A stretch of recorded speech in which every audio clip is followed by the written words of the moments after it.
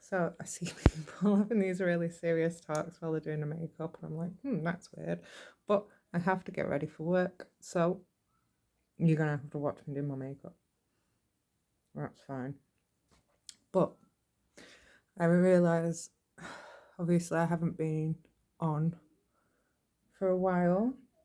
There has been a lot going on, a lot to deal with, and I also realised that I came at it, obviously, quite manically. Look at the state of that spot. It's because of my makeup. Vicious cycle. Vicious cycle. So, I didn't come manically, but I kind of wanted to show the full effect of, I suppose, my mental health. Um, I do keep saying mental health. It's not that, because I did see a post like one woman was saying that there was some out there that doesn't even believe in mental health. I mean, we know it's real. We do know it's real. It is a part of us. Um, I think we're just seeing it in the wrong way. So I wanted to kind of explain my ideas of mental health and what I feel our mental health needs and means to us. So we do have a lot of labels in society for mental health, a hell of a lot. And it's very rarely seen or diagnosed in men. One, because they won't open up and speak about it. That's simple. And to be diagnosed, you have to be honest about it. That is the only way you can be diagnosed. You have to be willing. Most men aren't willing, so it's not going to get diagnosed. And two, after reading snippets of the marvelous book Sexy But Psycho by Dr. Jessica Taylor, I came to realize that not only may it be because they are less likely to admit these things, but they're not necessarily likely to have to go through these things. See, we speak a lot about change, and I've seen so many lately saying, if a woman's gonna change, then bro, that ain't a woman, that's a man, because women don't change. I was like, that is the most fucked up thing I've ever seen or heard, because women literally have to go through changes every single day of their lives, pretty much. Like, even starting from being a child, we get hormones coming in, then we get our periods coming in, and that can start from as early as 10 years old. 9 years old, 10 years old, you're getting your first period. Your body's going through all these changes, and yes, men do get the same thing. The balls drop and this, that, and the other, and they get a bit of testosterone, but they get to express this, and we laugh it off as, oh, well, boys will be boys, they're just having a pissing contest. And that's acceptable by society. That is acceptable. Men constantly having pissing contests, like we're watching right now with Putin, whatever, that knobhead, and the rest of the leaders literally sat having a pissing contest at the world's expense and civilians' expenses, without so much as a thought to the damage that they're going to create, the murder that they are committing, because it's not murder. Not for them, no. That's not murder. They are sending thousands of people to be killed. They are bombing cities, but no, that's not murder. They're not going to be held accountable for that, because that is acceptable in our society. And this is what gets me. So, as a man, it's acceptable, going through these changes, that your balls drop, your testosterone's getting away, and you can be a bit moody and grumpy. And that's fine. That is understandable, because yes, it does happen. So, yes, it is acceptable. But women go through exactly the same change, if not more so. And it comes at them once a month, every month from then on, and have no choice but to change and to hold these emotions and handle these emotions, because as soon as these emotions get released, we are diagnosed with mental health issues.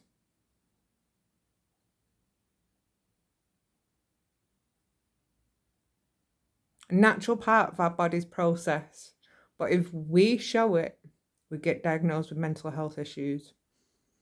And my diagnosis of a BPD or whatever it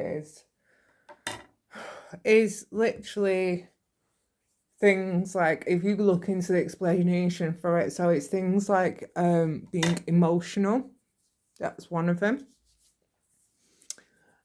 Which again, yes, I can be very emotional. I'm not going to deny that I don't have emotions.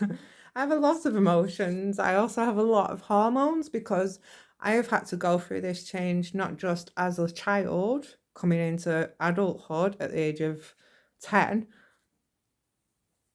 but also as an adult. I had to change my body, my hormones, and everything about me went through millions of changes just to give birth.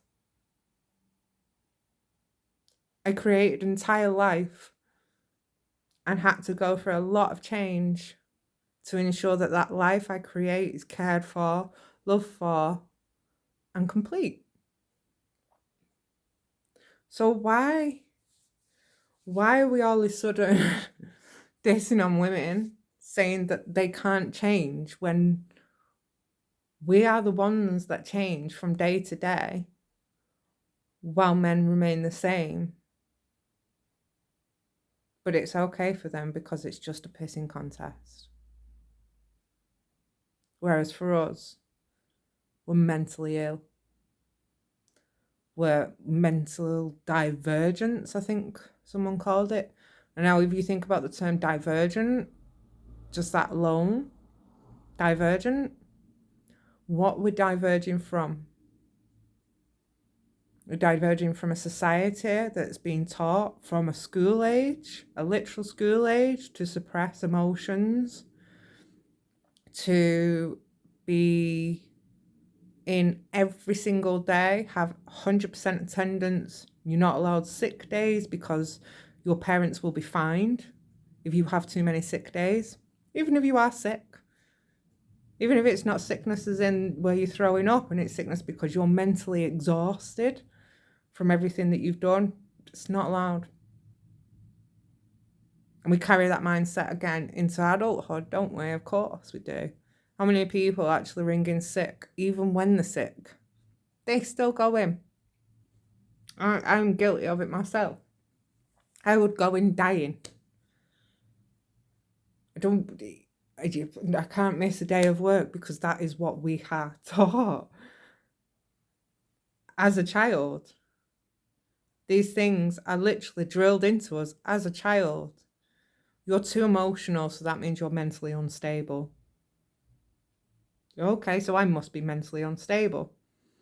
So I literally spent a lifetime believing my emotional instability was a great cause for concern. I really did. I thought I was a monster. There was no other way of thinking. I was a monster because I can't always control my emotions. Sometimes my emotions do get the better of me, especially in intense situations like abuse. Because my emotions got the better of me, I was seen as mentally unstable, as threatened with being arrested, because I was distraught, because I was crying, and because I was begging police officers for help. In that situation, I was seen as mentally unstable because I couldn't keep my face straight, because I couldn't not cry, because I was worried, because I was afraid. I was mentally unstable.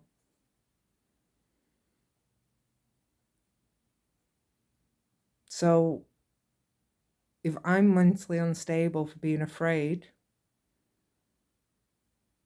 and the entire of society is literally taught to live in fear of our leaders, of wars, of not having enough money, of famine, of hunger, then wouldn't that boil down to the fact that we're all pretty mentally unstable? Because let's face it, the world and the situations that we're being put in is not allowing us to be any other way. So, my views with this, again, may seem very different to others, but again, with Dr. Jessica Taylor, she described it perfectly. It's not that the mental illness does not exist. We are just putting labels onto people that are suffering from natural occurrences to make them sound like they're a lot worse than what they are. And unfortunately, this is very high in women because, as we all know, women can be a bit more emotional than men. And as I just said, we know why. We go through hormone changes once a month. We give birth, we create children. We bleed for a week, dude. We have period pains, cramps. It's horrible. It's horrible. And then on top of that, we're then degraded into people that should be in the kitchen or should be kept at home. Just, there's more, isn't it? There's more.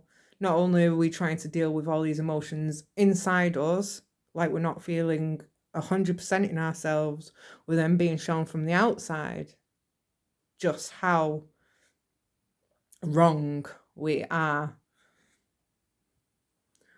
And then on top of that, you say you do want to fit into the norm. Now, I'm not going to lie, I've tried. I have tried.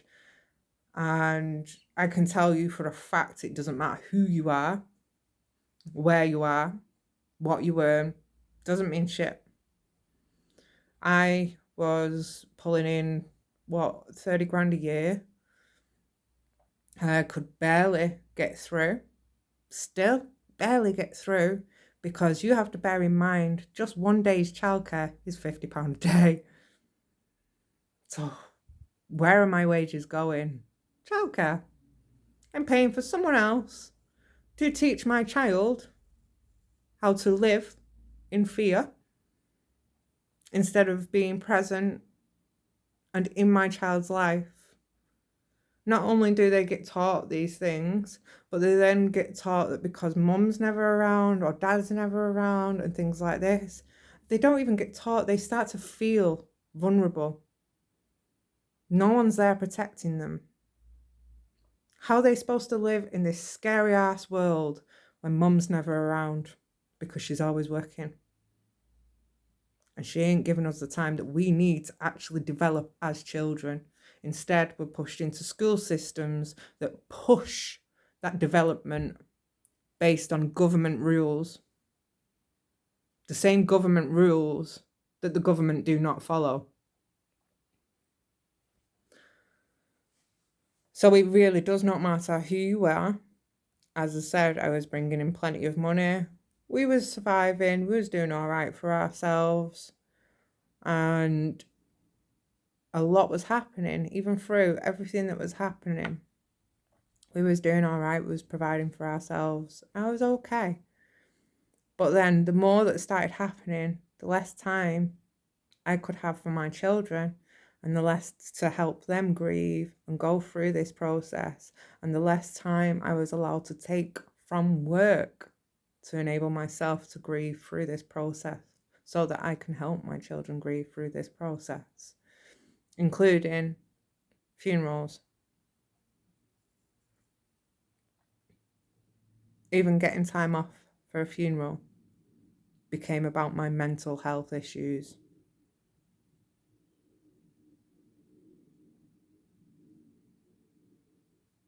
I don't understand.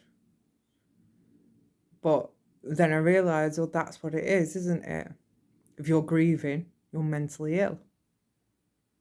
If you're upset, you're mentally ill.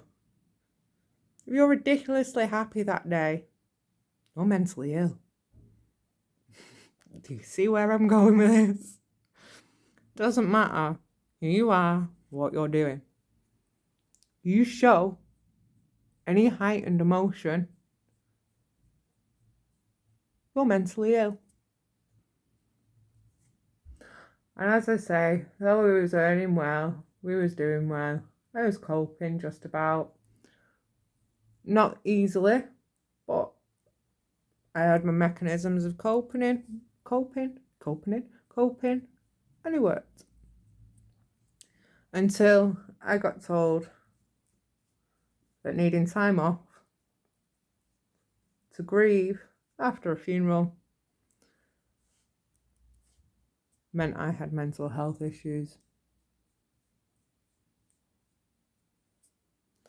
And so, even though I was paying hundreds in taxes, literally hundreds in taxes, and even though I was paying into the system, and believe me, I have literally spent a lifetime trying to be the perfect citizen. I would work every hour I didn't have my child. I would pay every bill I needed to pay, even if it meant I went without. I would have to beg, borrow, and plead for help. And just simple things like, because I'm a single parent, I started getting discriminated against. In younger years, while I was at home trying to raise my child, between the hours that he had to be in school and work, and I had to be in work, those times where I was at home, I would get told things like, well, we're not all lucky to be at home with our kids, are we? I'd have no choice but to be at home with my son. Otherwise, I would literally be leaving him on his own to go to work. But yeah, so fucking lucky. Couldn't afford for us to eat. Couldn't afford our bills. Lost my house. Lost everything. So fucking lucky, right? How did I not stay there? I mean, it was just a dream. Why didn't I stay in that situation? As I say, many, many times that I paid into this council taxes, whatever, all of it. I paid in. I was your good average citizen. And we'll go into where being the good average citizen gets you next. But yes, even while doing all this, I'm providing for my children and everything else on top of that. The second I went to the government for help, i.e. universal credits, after coming off earning 30,000 a year, which to me is a lot of money, and after paying hundreds and hundreds of taxes, and after practically killing myself to be the perfect citizen, I was plummeted into debt. Thousands of pounds of debt. I was left on the streets without any help because of the debt that they've just put me in. I was told constantly about the restrictions that are put in place by the government in places like shelters, bridges, things like that, places that are supposed to help the citizens that are vulnerable. I was told constantly of the restrictions that they have in place that limit them from helping me. I was told about, well, I was told horror stories, let's just say that, of people that had tried to go through the system, and 4 years later were still in the same situation because no one had provided that help properly. Actually, in worse situations because now they're in debt as well through asking for help. And even despite all that, I thought, we'll try again. We'll better ourselves. We will make things better. So I tried to better myself, learning new skills and creating a safer environment for my children so that I can be around them and give them the support they need from home. And I was plummeted into yet more debt. Now, bear in mind, obviously, to better yourself like this, you do need help with childcare, blah, blah, blah, things like that. And bear in mind, going on to universal credits, even though I think I worked out the minimum living costs of a single parent with 2 children, the minimum living costs they need is £1,600 a month. That's the minimum living costs of this nation right now. And I live a minimal life, believe me. I got paid £1,300 a month off universal credits. £1,300 a month. Bear in mind, I've already been plummeted into debt, which I now have to pay back within the space of a year. So your fees that come out of it are about £90 a month. So that's not even £1,300 anymore, is it? And I now have to find £500 a month while looking after 2 kids, one under the age of 2, so has no childcare whatsoever unless I pay for it, and one school age who I can only get in school between 9 and 3. Otherwise, once again, I have to pay for it. So, yes, like I say, I try to better myself. Despite this, despite literally getting into debt for asking for help, I tried. And I did. I found an amazing course that I love, that I'm doing, and I'm working really hard towards achieving. And I spoke to Universal Credits about this, and I once again asked for help. But this time was flat out told no. So not only am I now receiving £500 less than the minimum living to live off, I am also now having to pay out extra money on top of that for childcare costs, for fees to get to and from school, to better myself. And frankly, you know, my bills literally have to fight it out. Whoever gets there first gets some money. I'm sorry, but that's just going to have to be the way it is. Quite honestly, I don't. It's not that I don't like money. I just don't see the need for it. It is literally an imagined source.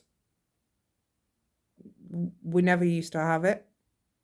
There are villages still living all over the world that don't have anything like that. They literally just live in little villages and work together. There's still tribes doing exactly the same. And they get along just fine. But then we'll put pictures of them up. And I have actually seen one. And I love the woman that does the video. She's amazing. But there was one posted of a young boy in some like robed type clothes, and they're saying, "Oh, this is a poor person eating chocolate for the first time," and this woman goes, "No, it is not. This is not a poor person. This is just a person from a certain tribe who wears those clothes and who gets grubby because he looks after cattle, and they take cattle to and from areas and feed them and blah blah blah. He's not poor. Nothing poor about him. They just live off a different source than us. Well, they might not have experienced chocolate because they don't really want to have a big supermarket full of chocolate. Doesn't mean they haven't experienced cocoa, because that's a natural source that they could probably go make the hot chocolate with, you know. Probably tastes a lot sweeter than it would us, because let's face it, ours is pumped with all sorts of shit. And how much do people actually pay for real cocoa? It's growing. It's growing on the land. I don't get it. I mean, what really gets me is where the first person came along and had deeds to any of these countries with. Because they didn't. Every ruler's background is the same. They raped and pillaged and murdered the people of that country and took claim, including England. I actually have a bit of a history lesson for you if you'd like to listen. So, my surname, comes from a very long line of, let's say, grumps. And I think it was my brother that started this. And as I got older, I kind of carried it on because I got interested, let's face it now, as you do. So my surname, Butterworth, originates from a man from Rochdale who was named Bootler. And it became Butterworth because he was known to be angry and aggressive. So it started as Bootler's Wrath. How cool is that? But yeah. So this man was in the fight of the Harolds and he picked the wrong Harold. So he ran off, he found his boat, he sailed down the shores, he travelled until he settled in Rochdale. Oh, what is now called Rochdale. Obviously, it was not Rochdale then. It was just a little village. And he actually came into power in this village through his wrath. You may notice, if you live in Rochdale, there are a lot of places named Butterworth. And this will be why. And through his wrath, he terrified the village. And there's even a Butterworth Hall because, yes, he then became the owner of this village. And the people, afraid of him, did as they was asked. Because that's what you do when you live in fear, don't you? You do as you're asked. Because you're afraid of what happens when you say no. He had 9 wives with 9 different families. So I can only imagine the actual connections I have out there. 9 wives, 9 different families. It's a lot. Until one day, they all found out. And the village was sick of him. And they were sick of Bootler's wrath. And so the village came together and the village drove him out, including his 9 wives. and their children.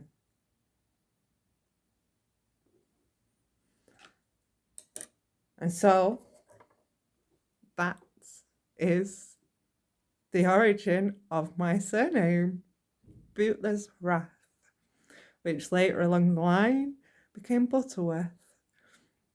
And of the 9 families he created, we spread, we covered the land, we created new lives, peaceful lives, we created new families, new generations. And until I went and looked it up, none of us had a clue. I don't even think anyone really knows much about it now, because this is not something I've really spread around. But I really had to look this up to find it. Like, I had to do a lot of digging to find it. I was mesmerized by it. I really was. But at the same time, it was quite like, oh my God. But to be fair, I can only speak for myself here, I suppose, but I do find we are a grumpy bunch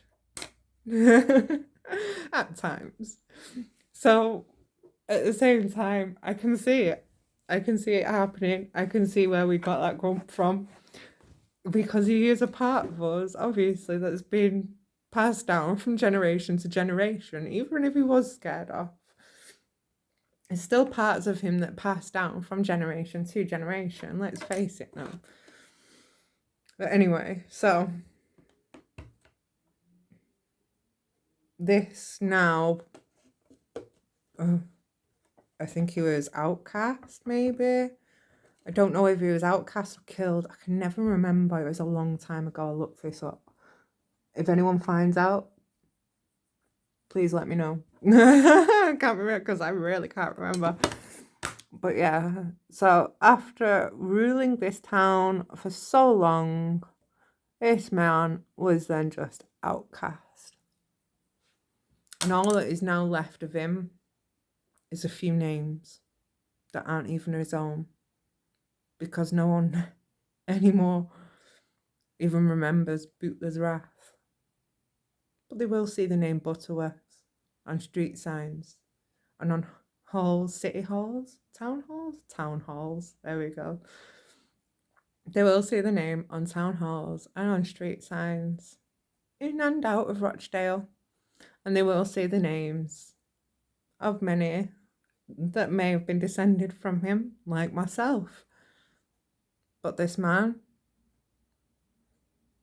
there's nothing of him, nowhere. Unless you dig really deep. But he wasn't passed round. He wasn't passed down through the generations to show, look, we could be kings. Our ancestors were kings. Our ancestors were rulers. We could be a ruler. No. Instead, our family passed down love, and passed down peace, passed down care for each other, and we passed down the true meaning of family and what it means to be a part of something, the best we could anyway. So Bootless Wrath has been gone a long, long time, and instead the love of a Butterworth has replaced it. So I know that might seem confusing, and you're all going like, why the fuck are you telling us that? Maybe some will get it, maybe some won't. But as always, it is just another example and another story, because at the end of the day, that is all this is. It's one person's story. Just one person out of a million who all have their own stories, and some very similar to mine, a lot very similar to mine. And it doesn't matter the age, young people, older generations, they've all known that same wrath. And though it may no longer be Bootless, it's still present. And we live under that one rule, created by a very angry man. And instead of recreating that name like his wives did, we live by it. And there's so many times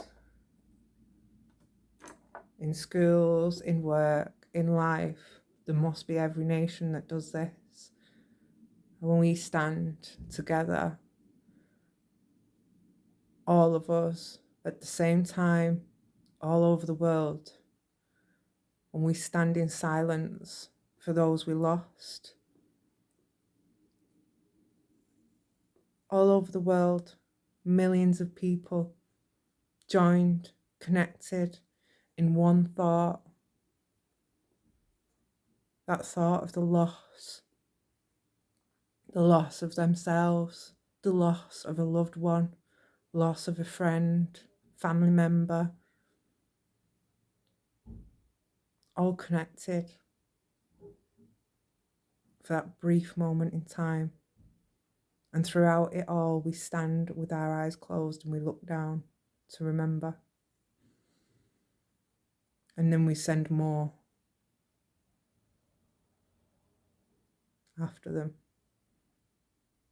to do what they have done, to die for a freedom we've never received.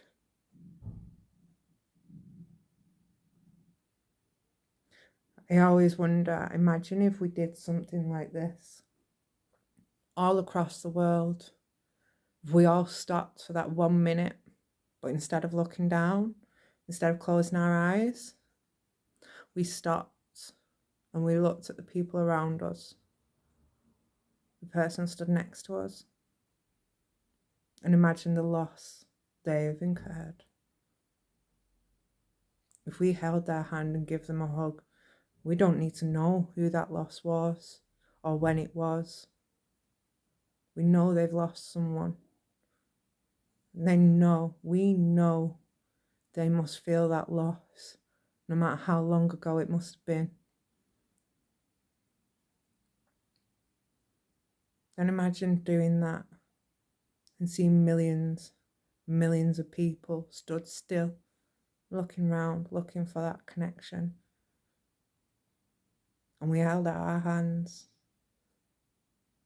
and we provided that connection. So instead of rushing round, looking down and remembering those that we've lost to send more into, we look around and honour those that everyone has lost. Through wars, through famine, through hunger, through poverty, through suicide, through mental health. There's so many. And I don't think I've met a person that hasn't lost somebody. Imagine if we just all stopped just this once, connected ourselves, show each other how vulnerable we can be and why we live in that fear. Do you think our leaders would do the same?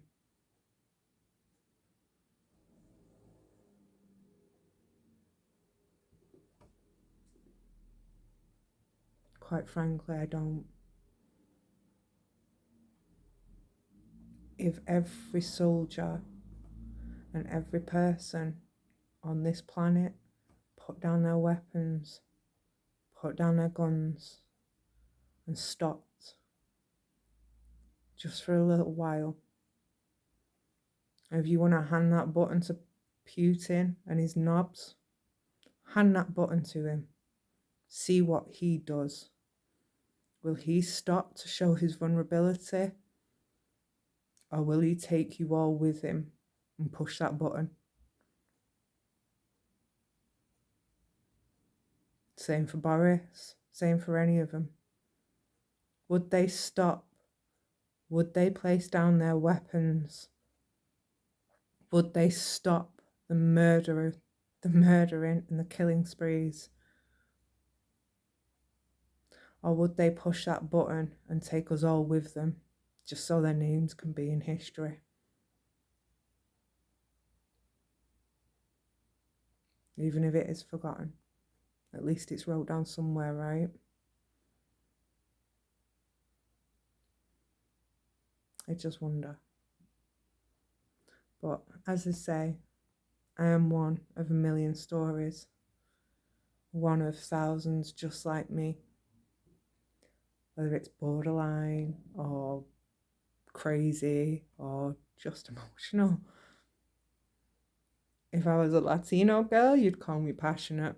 I love those Latino girls. They just own it. They're amazing. And there's so many cultures out there as well that impress me so much. Like they've been through such traumatic cultural murder and just suppression. But they come out confident in themselves, and they're not coming out to hate on or suppress those that suppress them. They're coming out just to go, look at me. Look how much better it is having me on your side. Because I am worth it, dude.